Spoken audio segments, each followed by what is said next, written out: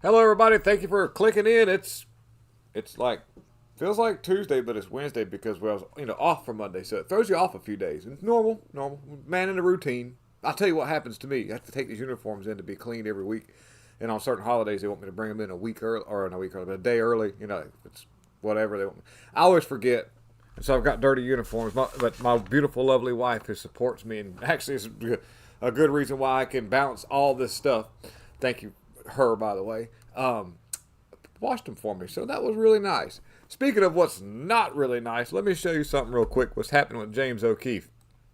Isn't that something else for your own? Like, imagine creating you've built a microwave, and you're going to use this microwave, and then all of a sudden, the microwave starts using you. That would be a really bad paradox to be in. Let me show you what I'm talking about. Now that sounds crazy. It's a bad analogy, but it's fun for me to think about. Here we are. The Project Veritas, which was James O'Keefe's thing, he started that. Is they're going to be suing him, and he started his own media company, OMG Media. And let's read a little bit about the article. It says Project Veritas sued James O'Keefe alleging a breach of contract and other claims just months after he was removed by the company's board. Okay.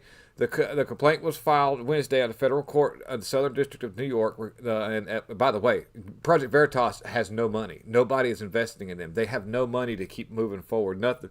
Their funds have dried up. I mean, what they're running off now was what was left over from when he took off, or was told to take off. They told him to go up the road. So what's happening is they're resulting to some really nefarious methods to try to stay on top. And let me tell you what's going to happen. You're not gaining any base by doing this. You're going to completely annihilate anybody that may think twice about, just saying, you know what, let's just take a look and see what's going on with the old O'Keefe thing that he started, which was Project Veritas. So when this gets out, next all that done, the best thing that Project Veritas could have done was try to find medium ground to become, friends with this guy, and hopefully that some of those people would come back. But that's what we're looking at here. Veritas claims that Keefe was officially removed on the board April 24th, formally fired May 15th. Being known as the founder of the organization does not entitle that person to run amok and put his own interest ahead of the organization's. Okay, they were making the most money they've ever made. As far as to continue their operations, guys. I mean, last time I checked, this all started after he aired that huge video of the PHIZER employee with the stuff, talking about how they were enjoying doing this and how they were all about some of that gain of stuff. But the board of members became aware of serious allegations by Project Veritas employees and about incredibly troubling workplace and finance. See, yeah, right. Okay.